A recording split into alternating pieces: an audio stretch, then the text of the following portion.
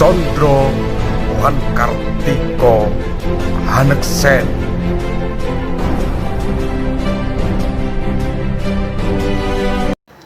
Sedulurku, Ibnu Abbas radhiyallahu anhu mengatakan, Allah Subhanahu wa Ta'ala menciptakan jasad Nabi Adam alaihissalam dari berbagai penjuru dunia.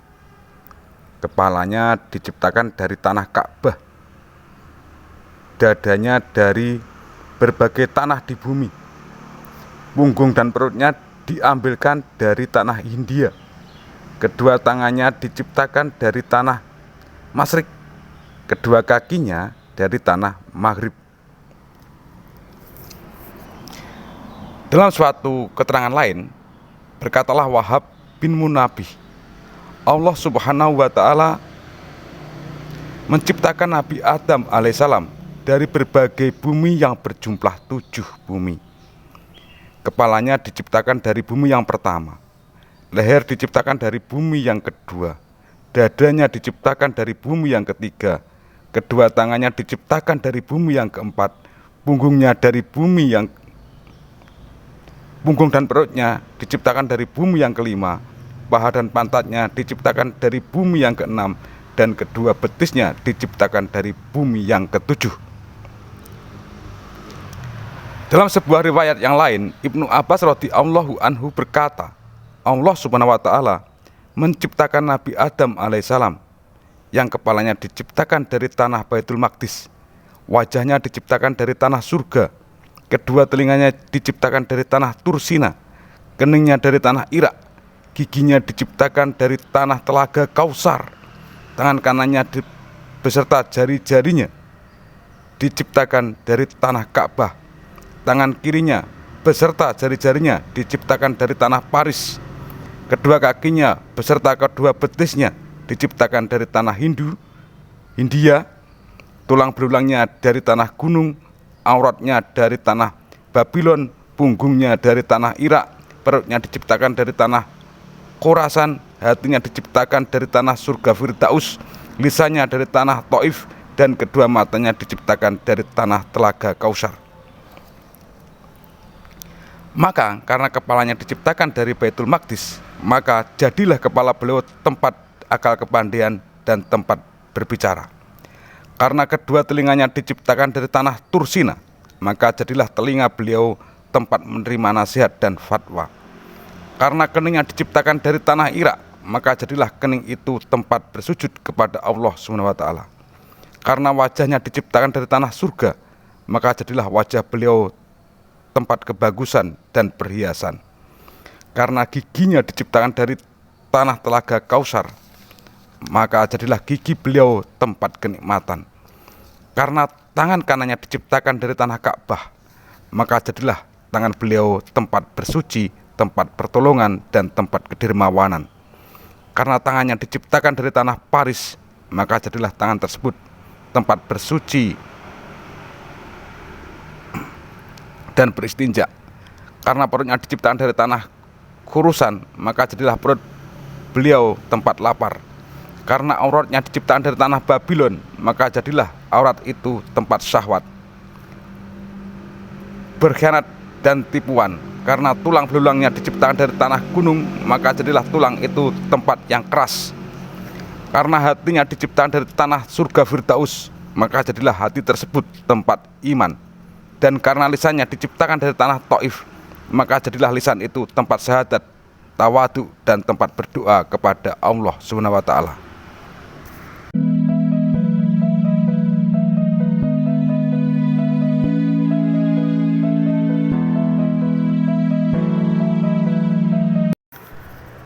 Dan Allah Subhanahu wa Ta'ala menciptakan pada diri Nabi Adam alaihissalam terdapat 9 lubang, 7 lubang terdapat di kepala, yaitu 2 matanya, 2 telinganya, 2 lubang hidungnya dan mulutnya, dan 2 lubang itu terdapat di badannya, yaitu lubang kubul dan dubur.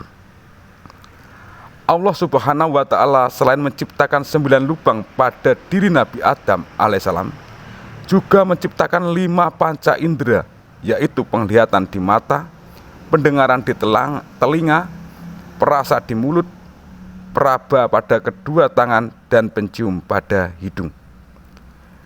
Dikatakan, ketika Allah Subhanahu wa Ta'ala hendak meniupkan ruh ke dalam tubuh Nabi Adam alaihissalam, maka Allah memerintahkan kepada ruh agar masuk ke dalam tubuh Nabi Adam alaihissalam. Selama 200 tahun ada yang mengatakan bahwa roh itu turun pada kedua matanya Nabi Adam alaihissalam. Maka Nabi Adam melihat pada dirinya, tampak olehnya dirinya masih berupa tanah liat yang kering. Ketika roh tersebut telah sampai pada kedua telinganya, kemudian terdengarlah olehnya tasbih yang dibaca oleh para malaikat. Kemudian roh itu turun pada batang hidungnya, lalu Nabi Adam alaihissalam bersin. Dan ketika selesai dari bersinnya, maka roh itu turun ke mulut, lisan, dan kedua telinganya. Kemudian Allah SWT mengajari Nabi Adam alaihissalam agar mengucapkan Alhamdulillah. Maka Allah menjawabnya dengan kalimat, Yarhamuka Rabbuka ya Adam. Lalu roh itu turun ke dadanya, dan tergesah-gesahlah Nabi Adam untuk berdiri, akan tetapi tidak mampu. Hal ini sesuai dengan firman Allah SWT yang artinya sesungguhnya itu adalah tergesa-gesa. Dan ketika roh telah sampai pada perutnya, maka Nabi Adam alaihissalam menginginkan makanan. Kemudian roh itu masuk ke seluruh jasad Nabi Adam alaihissalam. Maka jadilah jasad itu berupa daging, darah, keringat, dan otot. Kemudian Allah SWT memberinya suatu pakaian yang terbuat dari kukunya, yang pakaian itu setiap hari bertambah baik dan indah. Tatkala Nabi Adam alaihissalam melakukan doa, maka Allah SWT mengganti kukunya dengan kulit. Akhirnya tinggallah kuku-kuku tersebut di ujung-ujung jari, tidak untuk mengingatkan awal kejadian dari Nabi Adam alaihissalam. Demikian itulah proses awal penciptaan Nabi Adam alaihissalam. Lalu Allah SWT menyempurnakan kejadian Nabi Adam dan meniupkan ruh ke dalam jasadnya serta memberinya pakaian surga. Sedangkan Nur Muhammad SAW bersinar di wajahnya bagaikan bulan purnama.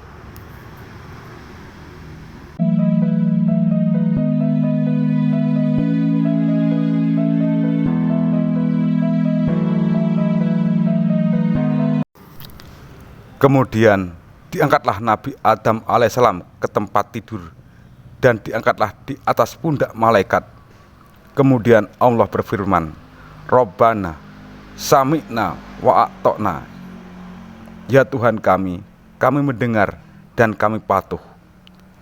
Kemudian dibawalah Nabi Adam alaihissalam oleh para malaikat yang telah diperintah oleh Allah untuk mengelilingi langit yang kira-kira 100 tahun lamanya.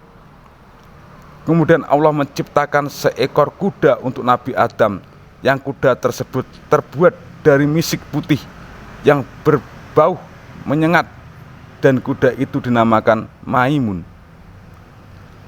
yang mempunyai 2 sayap yang terbuat dari intan dan marjan.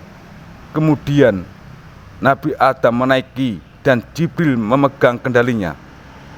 Malaikat Mikail berada di sebelah kanannya, malaikat Israfil berada di sebelah kirinya. Kemudian berkelilinglah Nabi Adam alaihissalam beserta malaikat untuk mengelilingi seluruh penjuru langit dan memberi salam kepada setiap malaikat yang ditemui. Salam Nabi Adam, Assalamualaikum. Maka para malaikat sama menjawab, Waalaikumsalam. Kemudian Allah SWT berfirman, Wahai Adam, inilah salam penghormatan bagimu dan salam penghormatan bagi orang-orang mukmin dari anak turunmu yang tetap bagi mereka sampai hari kiamat.